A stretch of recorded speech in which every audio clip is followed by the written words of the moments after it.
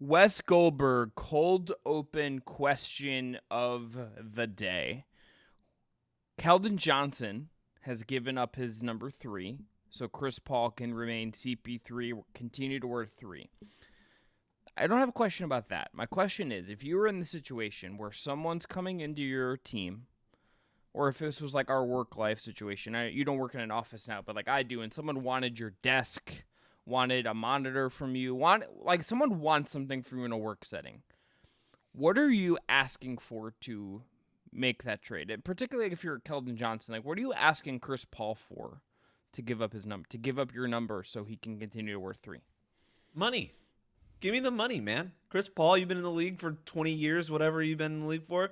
You've made stacks on stacks on stacks. Give me a bunch of money, man. I don't know how much longer I'm going to be in the NBA. That's the only thing that you can give me. Chris Paul can offer cars, watches, mentorship, coaching, individual film sessions. He can offer to get me the ball more on the court. I don't want any of that. You got to pay me, and you got to pay me a lot of money. That's my number. I've been here. This is the team I got drafted to. You just got here. You want my stapler? You want my monitor? You want my cool printer? You want my sick cubicle next to the coffee machine? No. That's going to cost you something. I would ask for money, but then I'd ask for like 3 dinners on the road. Like when you're on an NBA road trip, and Chris Paul has been around forever, he knows, I'm sure, where the good I want all the restaurants spots. I want the little black book. That's what I want. Yeah, I want Chris Paul's guide to eating in the NBA and eating well with access wine, to the amount of everything like that. The wine, the good steakhouses, and I want at least like one of those meals covered. Like I want the book, I want the info. That's the power. That's the long-term play, and I want the money. But then I want if you're why are you going so low, Chris? I want all the money and I want all my meals on the road covered. I want all of it. I'm not. I know I'm an NBA player. I get a per diem anyway. Yeah. But the bottle of wine, the fancy Cabernet that you got the chef to go get from the back room, that's on you, buddy. I just, I'm not trying to create discord and strife within my locker room, and this particularly in the Spurs organization. Greg Popovich is like, you're already gonna you're laying down the law. I want to create some structure. This is my other question with this, and we're in agreement there. Like if you're in Cleveland and you're at the Marlboro, which is this great steakhouse near the arena that a lot of NBA players go to, like Shaq rented that out for his birthday when All-Star Weekend was here a couple years ago. I'm just like, Chris, I got my filet. You're paying for my filet, the sides, the sushi we got as an appetizer, and the wine. Like you're covering my creme brulee at the end of the night. Can Chris Paul? This is like you're not an accountant, nor am I. But I would wonder if Chris Paul gives Keldon Johnson $10,000 for that number. Can he write that off on his taxes? That's a great question. Yeah, you probably can. There's so many loopholes in this country. I'm sure Chris Paul, he's a millionaire enough to have them. So I'm sure he gets that plus a lot more written off. If he doesn't get that written off, I'm sure he's got no problem finding other ways to write off $10 million.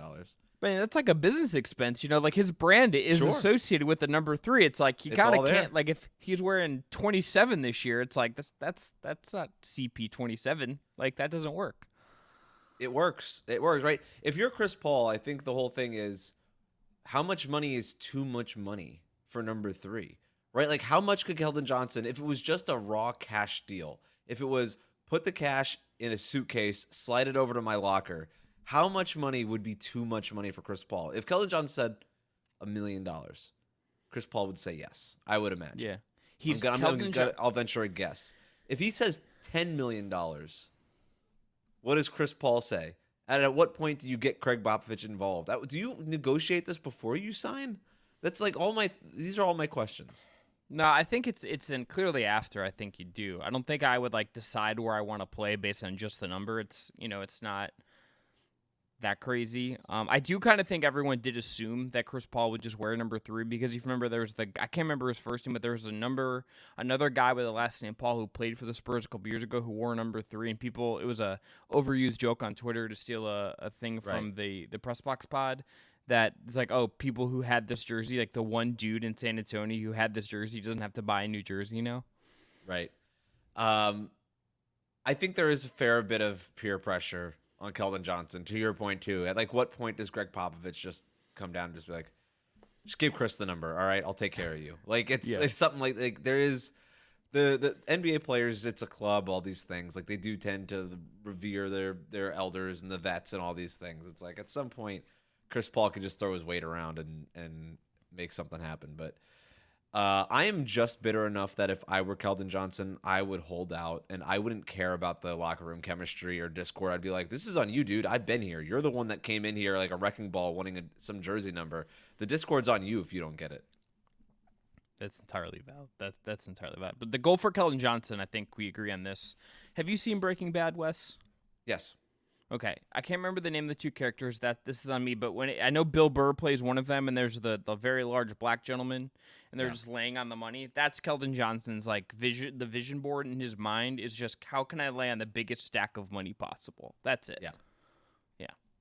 All right, on today's show, we're gonna draft the NBA's worst teams, aka the teams that need Cooper Flagg in next year's draft. We're going to stake our claim on who we think the worst teams in the league are going to be next year. 5 teams apiece on today's show. Oh, a spectacular move by Michael Jordan. Oh, LeBron James with no regard for human life. Hey there, welcome into the Just Basketball Show. I'm Chris Manning. That is Wes Goldberg. This is your twice weekly show covering all things hoops.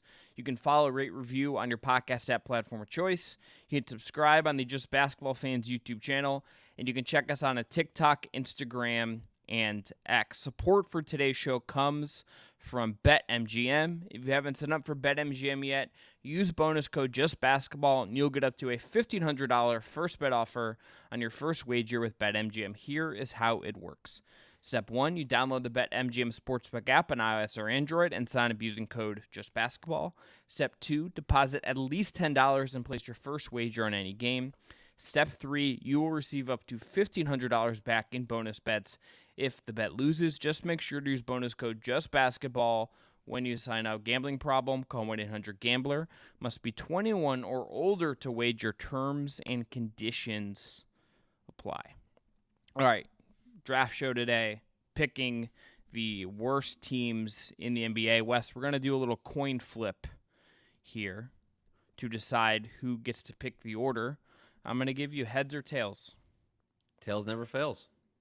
All right, and the Google coin automated flipper gave us heads. All right, tails does fail, evidently. Okay. It does fail in this case, just like the teams we're going to talk about today are, I think for their sake, better off failing this year. And I'm like, I got the first pick, and I'm staking my claim that hit me. Before you give me your first pick, I'm going to build a little bit of intrigue here, but I do have a question for you. Let's start on a positive note. I'm going to give you the bottom 10 teams from last year. So you and I are going to do 5. We're going to do 10 rounds or 5 rounds. 5 rounds teams each, however that works. 10 pick, yeah. So 10 picks total. 10 teams total. So of the bottom 10 teams, I'm going to ask you from last season, which one has the best chance to move out of the bottom 10 and into the top 20 this season. So bottom 10, just as a refresher, the Pistons, Wizards, Trailblazers, Hornets, Spurs, Raptors, Grizzlies, Jazz, and Nets. Of that group, which team would you bet on if you had to leap out of the bottom 10? I mean, it's Memphis. I think that's the easiest answer of all time. I think we just talked about them with the Gigi Jackson injury in our previous show. They're getting Ja back. They should be healthier this year. Like, they have a really good coach. That's the obvious one. If I'm going non-Grizzlies category, give me the Spurs. Just give me the bet on Wembanyama. Those are the two. Yeah, I think the Grizzlies are the safer bet. The Spurs could push for the play-in. That will show up later on in the draft as a way to push another team down that was in that mix last year. But, I just wanted to ask you that. I agree, Grizzlies and Spurs. And these other teams I think we might revisit throughout the draft. But you have the number 1 pick. Go ahead. Well, let me ask you one other question about this. I know we've got here. Just of these teams in the East, so Detroit, Washington, Charlotte, Toronto, Brooklyn, which of those teams do you think has the best chance of maybe not getting out of the top 10, but at least showing some improvement this upcoming season? I like Charlotte as sort of a leaper team. 21 wins last year. The last time LaMelo Ball was healthy and had a good season a couple years ago, they won 43 games. They were 43-39. Charles Lee's there as the head coach. I think that's a great hire for them. I kind of like some of the pieces on the roster. There's not a whole lot of depth happening there, but if they get a healthier LaMelo Ball, that's sort of like it's not exactly the John Morant situation because the John Morant situation was so extreme. But the Hornets were without their star point guard for most of the season. You get a better year from Brandon Miller. You get the new coach who everybody likes. My guess would be Charlotte. What about you? I think it's Charlotte or Detroit. I just think JB Bickerstaff, even if he's not the sexiest coaching hire, I might have gone a different direction if I'm them and tried to find my Charles Lee, my Will Hardy for that job. Cade's really good. I like a lot of the pieces they do have, even if there's a lot still to prove there. But a more stable coaching situation, a guy who has a track record of at least driving teams up a little bit, even if he's not one of the best 10 coaches in the league. And I just still believe in Cade, as I said. So I would think Detroit would be my other option there. But LaMelo as the most proven star of the bad teams that we're talking about in the East, that makes a lot of sense to me. So first pick. I think this is easy, Wes, and it's the Brooklyn Nets. I'm with you. That's who I think that was number one on my board. This team is going to be horrendous, and that's good for the team. This team is going to suck, and it's good that they're going to suck. I think looking at this roster, Let's run through. I think we should run through the roster. Do we have to? Let's get depressed. Like honestly, just like it's all right. They have Go ahead. Like it's Dennis Schroeder, Yeah. Ben Simmons, Cam Okay. Thomas, I'm already depressed. Bojan Bogdanovic, Nick Claxton, Dorian Finney-Smith, who's probably going to get traded, Cameron Thomas, who is, I think, a trade candidate and has been discussed with Cleveland, if I'm not mistaken. Keon Johnson, Jalen Martin, Shake Milton, Daron Sharp. All right, we've reached Trent, the point of no return. So yeah. Look, it's a great point you made. Cam Johnson, Dorian Finney-Smith, Cam Thomas, even Dennis Schroeder, all these guys could get traded in the middle of the year. And I think their best player is Nick Claxton. He might be their only top 100 player. When we get NBA Rank and The Ringer and the Washington Post, Sports Illustrated, like all these places start putting out their top 100 players, the Nets will probably only have one guy in it, and that'd be Claxton. And by the way, the Brooklyn Nets would say, yeah, we know. Thank you very much for noticing. This is the plan. They want to be bad. I think Brooklyn had one of the best off seasons in the NBA, frankly. Yeah. Because they nailed it. Like they knew what the assignment was and they crushed it. They got really bad. They have no franchise players of maybe outside of, depends on what they think of Claxton, who they did re-sign. I think that was a good move for them. But they got a new coach who they really like, who's ready to suffer through this season but build for the future. And they positioned themselves for Cooper Flagg by trading all of their protected picks from Phoenix and future picks from Phoenix back to Houston for their own picks. So now they're in prime tanking mode. A team that could not tank before can now tank, and they're in control of their future. They own all their picks now. I think it was a great slam dunk offseason for them. But according to plan, they're my best bet for finishing the season with the fewest amount of wins. And by the way, BetMGM has their over-under set at the lowest mark at 19.5. And I think they're the only team under 20 wins, which is pretty remarkable. It's hard not to win 20 games in the NBA. But, hey, I mean, two teams did it last year in Detroit and Washington. I'm sure Brooklyn can do it, too, if they really want to. I'm thinking about an under on 19.5 for Brooklyn. Yeah, look, they're going to be trying, right? Yeah. They're literally going to be trying to win as few games as possible. So I think that's a really good under. I almost think it's almost a lock, considering that they're also probably going to make some deals mid-season also. So this team's not going to get better. It's going to get worse. Yeah, and even if, like, I would trade Dorian Finney-Smith for, like, 2 or 3 seconds at this point if I were them. Sure, I would just get him, get some more assets, get some lottery tickets, let Cam Thomas take 35 shots a game, and, it's going to be miserable for you, but at least you have the liberty as, like, a good basketball team playing in Barclays, and you can spin this forward. And like, they need to get a Cooper Flagg. Like, they tried the shortcut route of getting Kevin Durant and getting James Harden, getting Kyrie. It obviously went haywire for a bunch of different reasons. Kevin's foot on the line, the pandemic, Harden, getting salt, all that. We all know this. We know how good they were for the very brief window they're together, but it didn't last. This is not a franchise that I think we can say, like, unless that happens again, is necessarily a free agency destination. It just hasn't proven to be the case. Kind of Clippers East to some degree, where it's been like a one-off thing where that has happened. their best chance of like really building something in Brooklyn is to, whether it's Cooper Flagg or not, but like if they get Cooper Flagg, there's a lot of work still to do to support what he's going to be. That's maybe why like a Cam Johnson or someone sticks around. But like that is the thing that they need, and they should be they I think more than anyone else, maybe Washington is, which is slightly a tip of pick, or like some of these other teams, but they have to be all out in getting that guy. Like they need a player like Cooper Flagg to really put them in a direction, because otherwise I think they're going to be stuck here forever. Like they should not be a team that should be, if Donovan Mitchell's like unhappy in a year, they should not be the team that's trying to get Donovan Mitchell. They should just keep sucking until they get their lottery ticket on a Cooper Flagg level guy. And I don't think their plan is to go after that again, right? Because you mentioned the Kevin Durant, Kyrie Irving experiment.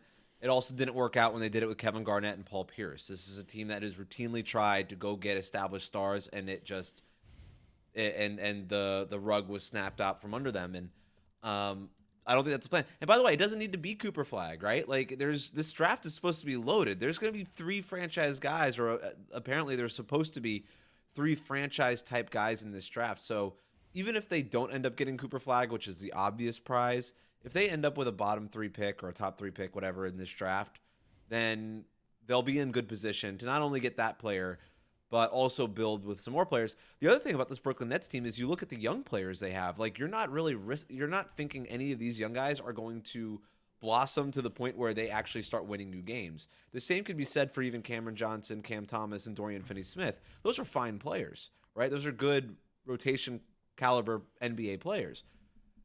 They're not winning you a ton of games. So you can also hold on to them right up until the February trade deadline and get the most value out of them as possible, whether it's a couple of second-round picks, or maybe there's a team that's desperate enough out there that's willing to give you sort of a late first-round pick or something like that, or a future distant protected first somewhere else. But they're in good position to get some more stuff, but also in good position to lose a lot of games.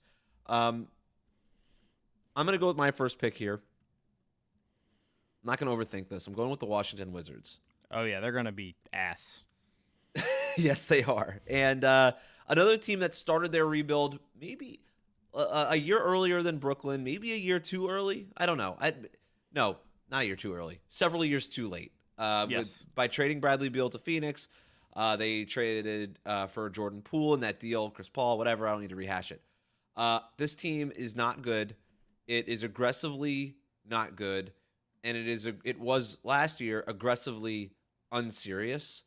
And I think they got a little bit more serious by adding vets like Jonas Valanciunas and Malcolm Brogdon. And I do like those moves for them in terms of building a culture or trying to establish that and get this team on the right track. I think that is so important, and arguably, well, not argue. I think it is more important than any winning that this team can do this season. They just need to be a more serious organization. And obviously winning eventually will help them do that, but they got to get it on the right track. Alex Sarr with their second pick in the draft, that was fine. Can I read you his summer league stats? I'd prefer you didn't, but let's go ahead. 9 of 47 from the field. Okay. So that's 20. He had a 22.6% true shooting percentage. And he had a PR of 3.8. The PR is the worst mark of any first rounder at Summer League. Look, Alex Sarr is probably the 9th pick in most decent NBA drafts. The fact that he was in consideration for the first overall pick speaks to how weak this draft was, and it was sort of why I joked earlier that maybe they started their tank a little too early.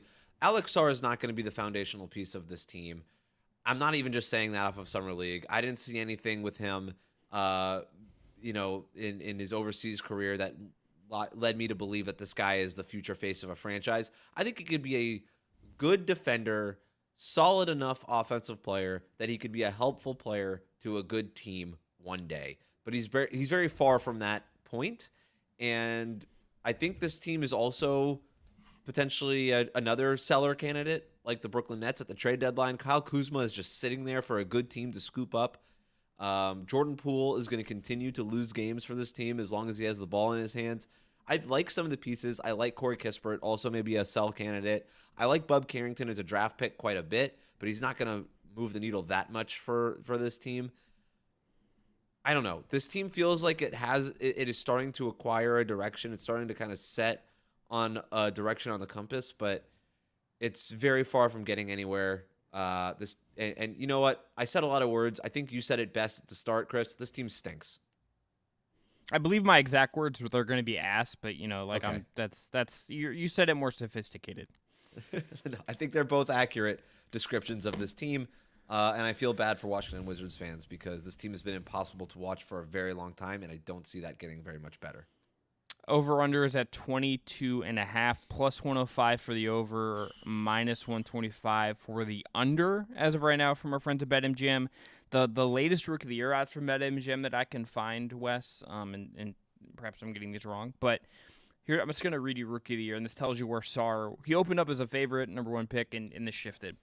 Zach Edey, plus 600, Reed Shepherd, plus 650, Zachary Shea, plus 800, Buzelis plus 900, Dalton Connect at plus 900, and Alex Sarr at plus 1,000. Yeah, and I wouldn't touch that Alex Sarr pick even a little bit. I don't know No. what he's going to do to earn Rookie of the Year right now, but yeah, it's not awesome for Washington. But the plan right now, at least, is to be bad for several years. And if they get a Cooper Flagg, then this whole thing looks different. But right now, it's just going to be a tough year. All right, my next pick. Couple ways you go here, but a team I feel very sure is going to be just bad, and part of it is because their talent's a little weird, is the Portland Trail Blazers. And I would really like the Portland Trail Blazers. I kind of just like when the Blazers are good. I can't really tell you why that's the case. I don't know why I have a soft spot for Portland West, but I look at this roster, and there's guys that I like. I think Jeremy Grant as like a serviceable veteran is a good thing, but it feels like he might get traded at some point, perhaps to the LA Lakers. Like that just feels like a thing that might happen at some point. I was a Scoot Henderson guy last year. I think there's still something there. Last year can't all just be his whole story, but it wasn't an encouraging start. The Denny Avdija move is a good piece, but is he really adding wins to your team? No, he's just like I think a solid guy who I think could maybe flip again if a better team came and wanted him. DeAndre Ayton he's just kind of there, like he is the most I'm the kind of their player to me in the league in a lot of ways right now. You still have Shaedon Sharpe, who has a ton of upside, but how many wins is he adding you this year? Simons is there, who, again, another trade candidate and more of a score guy. And then I like Klingon a lot, but is Klingon as a rookie, he might be really good, but how much is that driving your winning? This roster just feels, and Robert Williams is there too, just like bizarre how many like quality centers they have right now. This roster is kind of out of balance.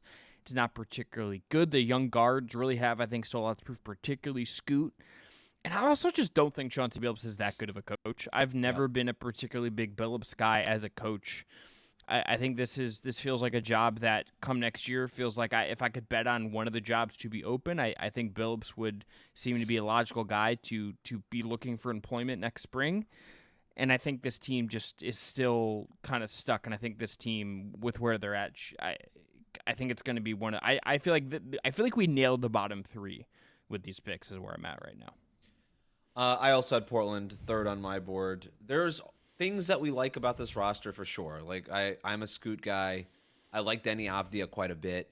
I like Delano Banton. There's players I like on this roster. None of them are help. I like Donovan Klingon.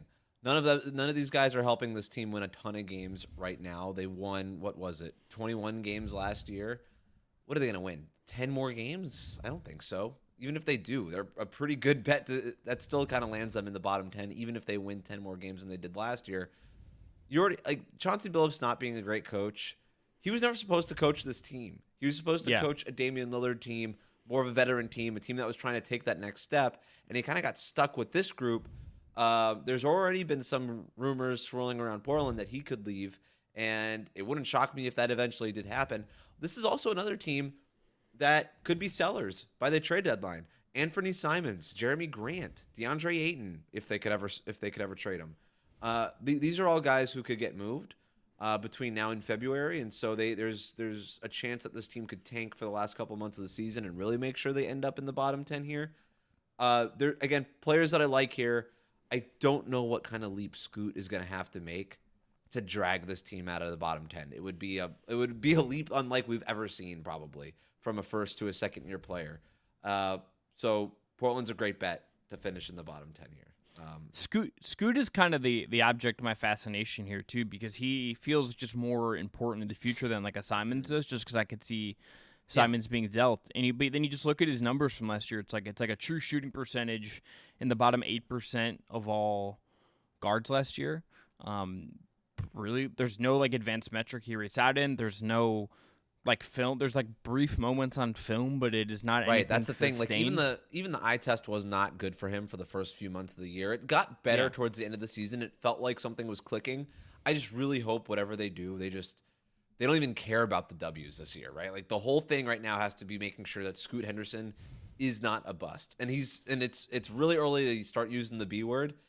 Probably too early, but that's your job if you're Portland, is to be like, we got to make sure we position this guy to be successful in the NBA so that he can be maybe a franchise player for us going forward. Pairing him with this group has not been awesome. I don't think Jeremy Grant and Anthony Simons taking reps and stuff from him is helping. Shaedon Sharpe to me does make sense as a Scoot Henderson running mate. So does Denny Avdia as sort of a second side ball creator. DeAndre Ayton is not that guy. Donovan Clingan could be that guy. Robert Williams III, when he's on the court and available, could be helpful for him as a backline defender and a rim roll threat. But they need to clean up some of this roster. And I think in a very serious way. I understand Joe Cronin, their general manager, not wanting to sell low on some of these guys that the previous front office had invested quite a bit in, and that the franchise itself has invested quite a bit of time into. I get that. But you need to make sure that you've got the right environment around Scoot, because that's the most important asset that you have right now is just him, because you don't know where you're going to be picking next June. And look, if they're really bad this year, but Clingan is good and Scoot takes step forward because he has 3 centers to throw lobs to, and like they can just have like some baseline competency and be a team like with Avdia, with Robert Williams maybe being healthy enough to play 50, 60 games or something. Like I can feel a year, Wes, where like they're really bad, and I still feel better about where they're going. Yep. But it's all on Scoot. It's all on what Clingan is, and it's about like if you're in position to get a flag. I mean, the weird part for them too, I'll just say, if you look at the draft next year, there's 2 big wing. Like this team just like screaming for a big wing creator. The top 3 projected prospects: Cooper Flagg, Ace Bailey from Rutgers, and Dylan Harper also from Rutgers. Shout out to Rutgers, I guess, in the NIL collectives. 6'6" and above. Like that is this is a good year for Portland to go get a differentiating kind of piece and get someone on the wing to be something. It's a great point, because of the 3 teams that we've already talked about, by April, of those 3 teams, we might feel that we're probably going to feel the best about Portland, because they already have one guy, where you can't really say that about the Nets or necessarily the Wizards. And it feels like Portland, if Scoot pans out and he looks good in his sophomore year, you could say that about Portland by the end of the season. All right. I think those are the 3 teams that I feel the best about landing the worst record. I think that's a pretty clear group. This next group is almost like another tier. But I'm gonna take the Detroit Pistons with this next pick here. I really want to like the Pistons, but they're making it really hard. I think Cade Cunningham made a mini leap at the end of last season. He got better with the pull-up threes. He became a more consistent offensive player, a more consistent passer. And there was moments that I really liked from Cade last year. He's going to be the needle mover for this team. But there's other guys I like. I like Jalen Duren. Can he take a little bit more of a leap? They added Tobias Harris. That's fine for them. Everybody loves Asar Thompson. I think we'll see what Jaden Ivey looks like under a different coach now. They drafted Ron Hall in the second. Pretty high. It was a little bit of a reach, but he's a prospect that I like, even if I don't love him for Detroit's roster. Marcus Sasser is still there. He was a pretty good player for them last year. They still have Isaiah Stewart. They added Paul Reed. There's guys that I like on this roster. It just doesn't fit, and that's the problem, is there is almost zero floor spacing on this team. Who would you say, outside of Malik Beasley, who they added, and they acquired Tim Hardaway Jr. in that sell-off from Dallas. So I don't even know how much he's going to play. But other than Malik Beasley and Tim Hardaway, who would you say is the best three-point shooter on the roster? And is it terrifying that it's Tobias Harris? Yeah, Tobias Harris just. It's like it feels like it's probably Tobias Harris, or like I'm looking up Simone Fontecchio's like 3-point percentage. Simone Fontecchio is a fine 3-point shooter. He doesn't do it at an extremely high volume. The No, other answer might be Cade Cunningham, it's which the is best. also kind of terrifying. But the best case answer is that Cade like hits like a Yeah. run and like has a particularly I think is a pull up 3-point shooter. If that Yeah. skill, like that's a differentiator from 35% last year, the best mark of his career from three. Yeah. Obviously only played 12 games in his second year due to injury, but like if he's that next year and this feels like a real thing, that's a big deal. And you'd Well, the feel problem like, okay, with it's like that- this works. The problem with that Yeah. is that he's just creating all his own offense, and his teammates aren't Yeah. really doing anything. If he's just bringing the ball up and pulling up from 3-point range in the first 5 seconds of the shot clock, I don't know that that's terribly efficient offense, and I don't know that's what JB Bickerstaff wants to do necessarily. So he's not getting a whole lot of help from his teammates, at least on paper. So the floor spacing is going to be crammed. It's going to be difficult. The one thing they do have is size. Maybe they can overwhelm opponents in that way, where they're just bigger than everybody. They have so much size across the board at basically every position. That's pretty good. But yeah, I like Cade Cunningham a lot. I want to see more of Jaden Ivey. I love Asar Thompson. I like Jalen Duren quite a bit. It just doesn't fit, and I don't know that they have the coach to make it work, and they don't have that superstar power to erase all of those concerns. And so, Detroit, welcome back to the bottom 10. You're probably going to be in it. Yeah, that's tough. But I will say this just to note it. I think JB Bickerstaff will make this team better. I don't know if we're going to feel that in wins necessarily. Like, I don't think the veteran, like Tobias Harris is not, based on what we saw in Philadelphia at the tail end there, not coming in and being a major difference maker for this team. I don't think that's where we're headed. No. But if there's anything I will say that makes me slightly optimistic about them, and not in a major way at work, I think they're going to be a play-in team or something. But Bickerstaff will I think not seemingly kind of rub the locker room the wrong way, at least at the beginning, in the way that Monty Williams did. He's very pragmatic as a coach. Nothing's overly complicated with him. You know, is he great at developing guys? Like, I don't think that was particularly a strength for him, but that was also a broader issue in Cleveland the last several years. I don't think that's just on him. I think that is at least gives me, like, they should be more competent this year, even if they're still pretty bad. So I will. Yeah, if he's willing to do the work with the young guys, the way that Monty Williams wasn't, apparently, that could help them, but they're not going to win a whole lot more games. So they could get on the right track, but they're going to be in the bottom 10. Yes. All right, let's get into the next team for me, Wes. And oh boy. Did you have Detroit fourth on your board, or did you have somebody else? I had Detroit. Okay, so we had a pretty clear bottom 4, not even a clear bottom 3. Okay.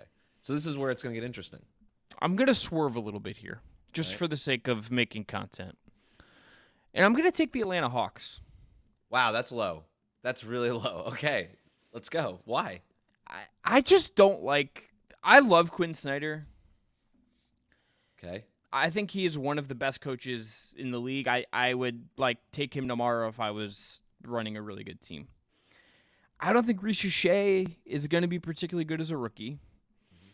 I think there's a non-zero chance that they are going to end up trading Trae Young at some point in the next 12 months, maybe in the season. Like, I think if there's we've been just wondering about it for a while, if that's the trade out of nowhere. And if they trade him, who is the structure of their team in every way you could think of because of what he is and what he isn't, I think that could push them way down. I think there's a Clint Capella trade out there at some point in theory as well. That's just like a dependable rim running, shot blocking center they could just move off of and probably not get adequate replacement back. Bogdanovich has been like a real key for them, but he's always hurt. And if he's take him out of the lineup, it's like, what are you getting from Dyson Daniels in a different role? I'm not a particularly big DeAndre Hunter guy. Even like a Larry Nance Jr., who they get in all the moves they made this summer. I think there's a chance Nance is traded or bought out before the season started, just to slightly inform speculation. No, I think even before the season starts. I think we could get a Larry Nance. Informed speculation. I would just say Larry Nance going back to a team that he used to play for is possible. I think right. that's being discussed is what I would say. You can Okay. based on where I live, you can figure that out. I think that's on the table. This team feels like it's very possible they continue to just kind of reset this, and how aggressive they do it could dictate this. But like, I love Jalen Johnson. I don't know if I love anyone else on this roster at this point, and I'm skeptical. So Trae Young has been reportedly untouchable all summer long. But if Atlanta comes out and they're like 4-6 in their first 10 games, or 5-8 in their first 13, or something really bad, maybe even worse, do they start aggressively shopping Trae Young? And is this almost like a James Harden situation where he gets traded within the first month of the season, the first month and a half of the season? Maybe. So, look, I don't mind this as a bet on just shorting Atlanta and saying, hey, they're actually going to be even worse by the end of the season than they are right now, and they're just going to lose a bunch of games. I think there's teams that are on paper right now a lot worse than the Hawks. They still do have Trae Young. They still have Jalen Johnson. Quinn Snyder is a good coach. And the other thing, too, is you could look at it and be like, well, they already started their rebuild by trading DeJounte Murray. DeJounte Murray didn't make this team any better. They weren't, like, you look at all the ratings and everything, they were not better or worse when Trae Young and DeJounte Murray played together or played separate. And so, theoretically at least, with DeJounte Murray gone, they really shouldn't be all that much worse. Although I do think they will be a little bit worse just because there's an attrition of talent there. But I don't think in a way that takes them out of like the play-in tournament mix. Let's also remember that the East is not as difficult as the West. No. This is a team that was the last team in the play-in tournament, so 10th, they were in 10th place in the East last year. They could definitely fall out of that. I just don't really see a team climbing out of it unless it's Charlotte. Maybe that's the team, and maybe Atlanta ends up in the bottom 10. But that's a bold pick by you. I'm gonna go with my next pick. I'm gonna go with the Toronto Raptors. That was the other team I was considering, but I felt that's just like being reasonable. You're ready to make content. Yeah, I wanted to be a little bit unreasonable. No, that's what we got to do here, man. I get it. I don't like this Raptors team even a little bit. I don't like anything about it. I really don't. Scotty Barnes is the only player I feel good about. They're going to trade Bruce Brown, it feels like, at some point. Davion Mitchell, I loved him coming out of the draft. Is he a real NBA player? We don't know that. They acquired him from Sacramento this summer. They are asking a lot of Emmanuel Quickley, a lot of Grady Dick, a lot of R.J. Barrett, a lot of Jakob Poeltl, and I just don't see it happening. This is one of the worst rosters in the NBA. I'm surprised it took us this long. I almost considered them taking them over Detroit because I think Detroit has more talent. I think Detroit has more talent than Toronto. I just think the Raptors are better coached, and there's an easier fit there, and versus the Detroit fit, which I just think fit is going to cost them games, where for Toronto, they don't have a lot of great talent, but I don't think fit is necessarily going to cost them. I just don't know who makes shots on this team, like outside shots. That's the biggest problem. This team stinks. I don't really know what the plan is here, but they really need some they're not as bad, I don't think, as Washington or Brooklyn, but if they're in the bottom 4, 5, 6 by the end of the season, they'll have a good enough lottery chance to move up the lottery and get one of these guys and kind of change their outlook. But right now, I don't like anything. I like very little about this roster outside of Scotty Barnes, who I'm still a believer in. Yeah, and look, I think Barrett and Quickley, even if there are flaws to them and we know what their limits are, like I do think there's a certain level of competency there in those guys. Yeah, to your point, I think this is also a team that if they're like the 8th best team or 8th worst team in the league come like March, like mid-March, this is absolutely a team that I would look at to throw the gasoline on the fire, burn the ships, and start tanking aggressively. Scotty Barnes has a twisted ankle and is gonna play limited games down the stretch. Like, this is a team that another big injection of talent, you could turn this around, I think, faster than some of these other teams if they were to get lucky. And like if they got the Atlanta luck from this year in the lottery, or like a less insane version of that, I think this is a team that could turn it around a little bit quicker just because they already have some talent there, but they're not going to be particularly good this year. And they have a lot of young guys that I think they have to see if they even work out or can prove it. Like it's a bet on if Grady Dick can give you something next year. If Ochai Agbaji and his third team can develop into kind of the 3-and-D stable wing that you kind of want him to be? You know, can you get can Koloko kind of really develop in a major way? Yeah, this whole year has to be about player development. It has to be. Like, you've got some decent young talent here. Can you maximize those talents? And then at that point, next summer, we could be looking at a team that looks ripe for a star or a star-like player or a potential franchise player in the draft to just, you plop them in there, and all of a sudden you feel a lot different about this team 12 months from now. But right now, I don't think there's a lot of avenues for this team to win a whole lot of games. So, yeah, I take them here. What's your pick? Raptors, by the way, 30.5 at the over-under for what that's worth. I'm going to go with Charlotte next, just because I think the East is worse. They're 29.5. I think I'm still a LaMelo skeptic. I am not the biggest believer in what LaMelo is. I think there's still just a lot for him to prove that he's a two-way, really good player. I think, when he had his best year, James Borrego was around, and I think Borrego's like a really good coach who's going to, if he gets a really good job the next time he becomes a head coach, I think he's going to do a really good job and can be an upper echelon coach. This, like, you're betting on a Josh Green rehabilitation. It's year 2 for Brandon Miller. We know that growth is not always linear. So what does he look like in year 2? If there's a big step forward in year 2 for him and the growth kind of goes up and up and up, that right, maybe could buck this, but we'll see. Can Mark Williams kind of get reinvigorated after kind of a year last year? That's an open question. But it's like just a lot of kind of veterans that are just kind of there. They got this rookie, TJ Saloon, who's really young. He's in 6th pick in a kind of a bad draft. We'll see what he even can give you.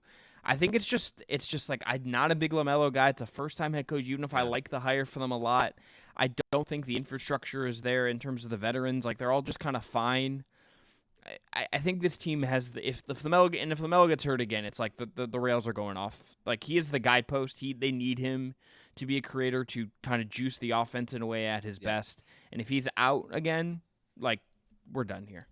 Yeah, no. This whole thing depends on LaMelo Ball's health, right? Because the last year that he was healthy and available, he played 75 games, and the Hornets won 43 games, and they were 10th in the East. So that would be very much not in this conversation. But he hasn't been healthy in 2 years, right? 22 games last year, 36 games the year before that. If he gets hurt, they are almost a guarantee to be in this group. I had 2 teams on my board over Charlotte, but I did have Charlotte pretty firmly in this group. I could see that maybe I like the Charles Lee hire a lot for them, and I'm a big Brandon Miller guy. I actually do. I think he is going to take a pretty big leap in this second year, and we're going to start recognizing, like, were we paying too much attention to Victor Wembanyama and Chet Holmgren during Brandon Miller's rookie season? I don't know, but it felt like he got, like, overshadowed by those guys because he was a legitimately good rookie. So I think he's going to be a really good second-year player too, but it's still a pretty good bet for them to finish in the bottom 10, so I don't have a big problem with it. I had Chicago on my board next. I thought really hard about the Bulls, man. Ugh. They are making a concerted effort, not as dramatically as Brooklyn, but they basically have waved the white towel. They're sort of the Wizards of this summer, where they said, you know what? People have been screaming at us for years to rebuild this thing, and they basically did. They traded Alex Caruso for a player 9 years younger than him and Josh Giddey. They let DeMar DeRozan finally go. They're trying like all hell to trade Zach LaVine, but just can't find a taker. This team desperately wants to rebuild, and they're doing it. So DeMar DeRozan, 9 win shares according to Basketball Reference last year. They won 39 games last season. That would drop them to 30. That's not even including the value of Alex Caruso and whatever dip there is from Caruso to Giddey. If there is one, who knows? We'll see. But yeah, I think this team is going to win 30 games-ish next year. That's firmly in the bottom 10. I think they stink. I think they want to stink. I don't see any player on this team. Like, Kobe White is good. Patrick Williams is fine. Maybe he finally has the breakout that Chicago fans have been waiting for forever. Maybe Josh Giddey really sort of finds his place with all this room to roam in Chicago. But I don't really think they have that young guy that's going to explode and pull this team into something that they weren't last year, into some better version than they were last year. So, yeah. I think Chicago is starting to hit that tank button a little bit. They'll be here. They'll be in the bottom 10. 27.5 is their over-under from BetMGM, -115 for the over, -105 for the under. I also think, Wes, like this is just another team when you think about where they're going. I think it's like they're similar to a lot of these teams in the East. I think in particular, for whatever reason, it's broken this way. That they are clearly in need of just a real invigoration of talent. Yeah. Like they would benefit in such a big way. Like even if Buzelis could really work, we'll see. He was highly touted coming in, potential number 1 pick. G League Ignite, kind of a weird situation. He falls, whatever. Maybe just how weird that draft was kind of means like he was undervalued ultimately. We'll see. But if like with the rehabilitation project to Giddey, I think they just like Levine. If they send Levine home, I don't think that's where that's going. But if you told me that's what they did, I think that might be okay. Honestly, like it might be better for them if that's just the way they decided to go to some degree. Like this roster, otherwise, it's like you have Lonzo's contract on there, which is just crazy. You got Jalen Smith this summer. It's like Kobe White's going to give you 22, 23. He'll be pretty good, we think, if last year feels real. Yeah, we like Kobe White. Yeah, and Buzelis, Patrick like, Williams, that's it. So, but of all the teams on this group, I might least want Cooper Flagg to end up in Chicago. This would be the team I would be most like. I'm like, man, they could screw it up. Well, if you think about like the front offices, it's like they just have never. The Bulls front office has not given you reason for optimism ever. This would be the one I'd be. If Chicago ends up winning the lottery, this is the one I would be most depressed by. Sorry, Chicago Bulls fans. I have a few of them in my life. No, this would be a disaster for Cooper Flagg. He should be rooting not to go to Chicago. As much as Matisse Buzelis wanted to go to Chicago, Cooper Flagg should not want to go to Chicago. You have the next pick. Bulls off the board. That's where I would have went next.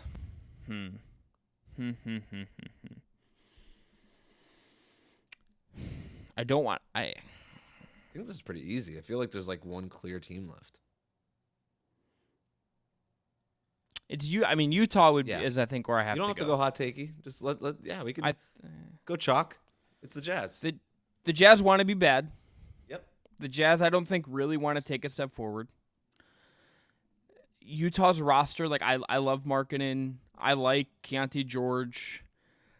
I like Colin Sexton, so I think there's a good player and a winning player to be found in there. We'll see what Taylor Hendricks turns into. We'll see what Jazang turns into. Walker Kessler, I think, took something of a step back last year. It felt like this team is just still, I think, lacking the real difference maker. They have a lot of lottery tickets. Isaiah Collier on this roster. They have Cody Williams on this roster, a really interesting prospect. But these are not guys ready to go now. The tricky thing with them, I think, is Markkanen's good, but how much, he's going to add you something. It's a really good player. Number two, what goes on here? Like, what does Danny Ainge want to do with this roster? Like, he has Slapowski's, all these rookies come in. John Collins is, like, weirdly on this roster. Like, there's a couple pieces that don't just quite fit. So does he tilt it to go younger? Does do Sexton and Collins just get dumped at some point? That's not really how Ainge has historically been in business. He's reportedly thinking about going both ways, right? He was trying to get in on the Paul George conversation. He was trying to get in on some of these star Mikal Bridges, and Mikal Bridges. So I think he's looking at those opportunities seriously, and I also think he's weighing his options in terms of, all right, like he was listening on Larry Markkanen deals, right? He ultimately didn't move him, but he was listening. I think he'll listen on Colin Sexton. I think he'll listen on anybody else on this roster, Walker Kessler, whoever. I think he's just being opportunistic. And so that's why the Jazz, to me, if we want to kind of loop it back to a team we already talked about, if the Hawks do try to trade Trae Young, would Danny Ainge go all in on the distressed asset and say, here's Keontae George, Taylor Hendricks, and Cody Williams, or whatever it would take to, I don't know. But here's a bunch of these young players, maybe a draft pick, some salary to match like John Collins going back to Atlanta, ironically enough. And I kind of like Trae Young with Larry Markkanen together. Like that's an offensive firepower, like powerhouse. I don't know. Yeah, it's sort of one of my favorite fake trades is putting Trae Young on the Jazz because it also kind of be funny to put Trae Young on the Jazz because he has that ice cold thing. Utah, Salt Lake City, it snows there. I'm doing work. I'm part of the branding. Front office there, but yeah. And if you think about a market that I think could, in a team, an organization that could take should be willing, I think, to take the risk on a flawed star, the Right. Jazz are absolutely one of them. Right, because they're not getting free agents. No, like they lost Donovan Mitchell, they lost Gordon Right. Hayward when Hayward was at United's absolute peak. They've been really good at developing guys. I believe in Will Hardy as a head coach a lot. But Markkanen's, it's possible last year was like the best of Markkanen. Go get another guy if it's like Sexton salary and one of your rookies from this year. Maybe it's Collier because like sending a guard back and use Collins' salary. It's like, and you take back like a bad contract from Atlanta. Like I wouldn't hate that. Even Right. if I don't know what that does for you in the West, I do like what that could do for the Jazz. Yeah. So, and he's young, right? This is not like a Zach LaVine type of move. This isn't something that is a clear dead end. Like Trae Young can be one of the best 15 players in the NBA if he just gets right and he's in the right situation. So, yeah, I don't know. They're a team that can kind of go either way, but the West is so difficult that it just feels like they're ready to end up in the bottom 10 again, because they could also go the other way. If that trade doesn't materialize, which that trade rarely does materialize, especially in the middle of a season, usually teams like Utah, and they've done this over the last couple of years, go the other direction in February before the trade deadline and then just start selling off spare parts and positioning themselves for a bigger move that summer, because clearly that's what Ainge is going to want to do. It's just a matter of when he's able to finally do it. All right, I got the last pick here then. Let's recap this, Rick. So we went Brooklyn, Washington, Portland, Detroit, Atlanta, Toronto, Charlotte, Chicago, and Utah. So yes, you have the last pick. So this one was pretty hard because I feel like that's a pretty clear bottom 9. Mm-hmm. And I'm trying to figure out which other team is going to be in this mix, because we already picked the 5 teams that finished in the bottom 5 in the Eastern Conference. And I think the East pretty clearly has a top 10 and a pretty clear bottom 5. And I think it's going to be the same thing in just a different order. But the West, that's a lot more difficult. And if we already think that Memphis and San Antonio could potentially get out of the bottom 5, that's going to push a couple of the teams in the top 10 from last year down into the bottom 5. So the teams in the play-in tournament were the Lakers, Pelicans, Kings, and Warriors.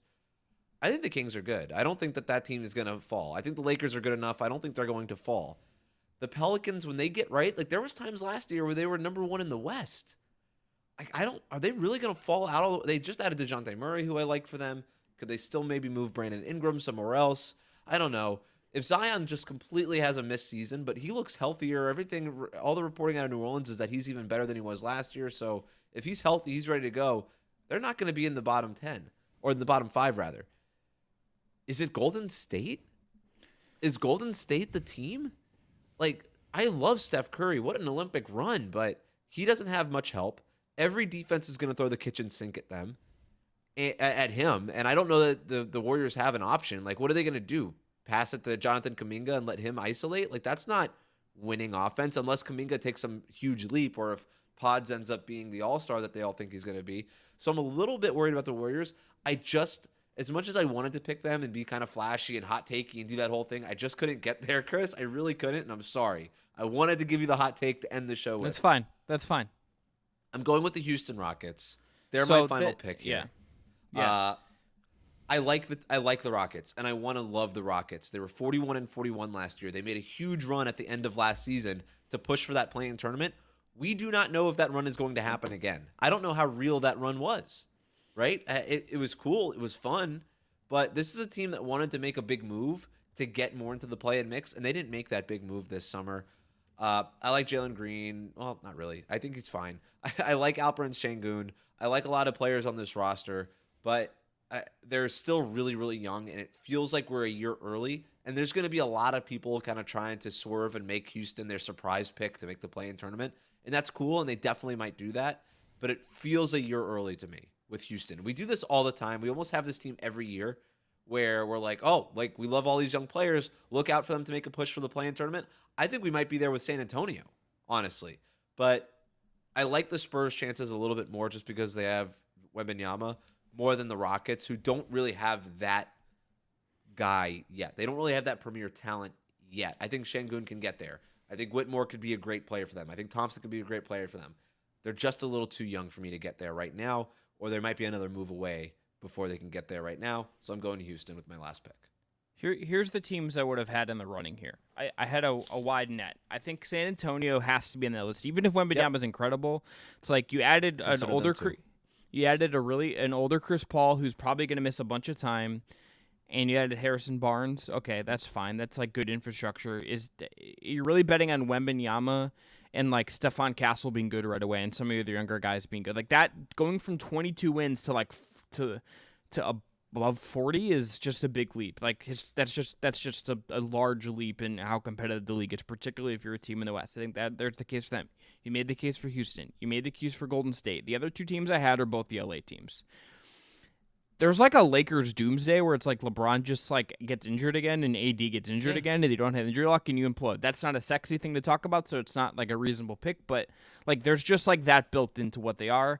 And as we talked about the other day, there's just such a downside on the Clippers that like they could have a season from hell and just be fucked. Yep. But I think to me it comes down to Houston and San Antonio, and I could go either way. I don't feel strongly enough one way or the other to kind of push back in a big way here. Yeah, I think I was there with you where it was either Houston or San Antonio, and I just feel a lot better betting on Wembanyama than I do on the Rockets. Or I should say, I would feel worse betting against Wembanyama. I would be a little bit more scared to do that than to bet against this Rockets team. The Rockets just also have so much to figure out. They almost have a too many guys problem too. Like that's the thing. It's like Jalen. You didn't even mention Jalen Green. Right. Well, he's just like there. Yeah, but it's like he's just like there, and it's like okay. You also got Reed Shepherd. Like they're kind of eating each other's like work a little bit. It's like okay, like how do you find minutes for all these guys? How does Ime Udoka's like management of a weird roster like impact this? Like he clearly is going to push for them to win. They also found this stuff last year with Jabari Smith at center. It's like how do you lean into that without like cutting Sengun off from hitting what he can be? It's like there's so much of a balancing act with this that if it goes incorrectly, you kind of end up between a rock and a hard place, and that could cost you a couple wins. And to be clear, I don't know that there's 3 young cores that I would take over Houston's. It just feels like it's a little bit of a mess right now, and they got things to figure out, and they're really, really early in their age development curve, where it still feels like they're going to be in the bottom 10 again. I could definitely be wrong. I think the Clippers, if Kawhi gets hurt, could definitely be in the bottom 5. I think the Warriors could definitely be in the bottom 5 if we were talking about this earlier this week, Chris. Like Steph hasn't been the most healthy guy over his career. If he misses 30 games, the Warriors could definitely finish in the bottom 5. No doubt about it. But I think the safest bet right now is Houston. I mean, to the point about the Warriors, it's like we're not that far removed from them picking 7th and 14th and then 2nd the year before with weird stuff. Yep. You know, like it's not implausible that this could just go off. Like this happens. It's not something it's like the easiest thing to predict, but it's always on the table, I think, with guys with tons of minutes, tons of mileage on their bodies. It can just happen. Happened to Memphis last year, right? Your star player gets hurt. Next thing you know, you're picking in the lottery. To a lesser degree, like that's kind of the part of the Atlanta story. Trae Young got hurt, and it was like this DeJounte team, and then they got really good lottery luck and end up where they are. It's just things can go off the rails for teams, and you can't always predict it. But that's our worst teams draft. Covered 10 teams, a little sprinkle of some others. We'll get to the good teams next week. We have NBA tiers for both conferences coming at you next week. Eastern Conference first, Western Conference second.